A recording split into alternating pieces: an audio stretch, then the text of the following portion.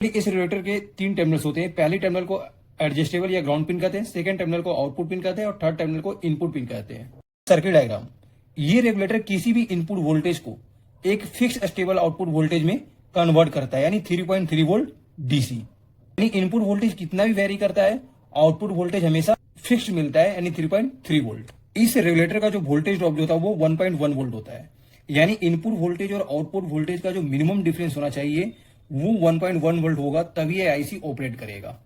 यानी कहने का मतलब है कि इनपुट वोल्टेज हमेशा आउटपुट वोल्टेज से 1.1 वोल्ट ज्यादा होना चाहिए।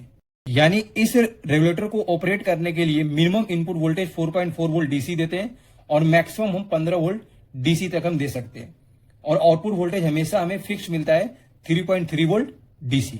इस रेगुलेटर की इनपुट साइड और आउटपुट साइड हम एक इलेक्ट्रोलाइट कैपेसिटर हम यूज करते हैं।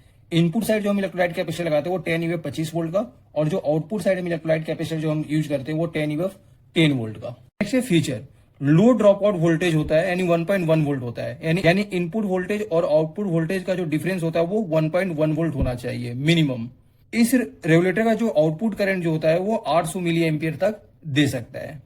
आउटपुट वोल्टेज में जो टॉलरेंस होता है वो ±1% का होता है, और ये रेगुलेटर हमें फिक्स आउटपुट वोल्टेज हमें प्रोवाइड करता है, यानी 3.3 वोल्ट डीसी।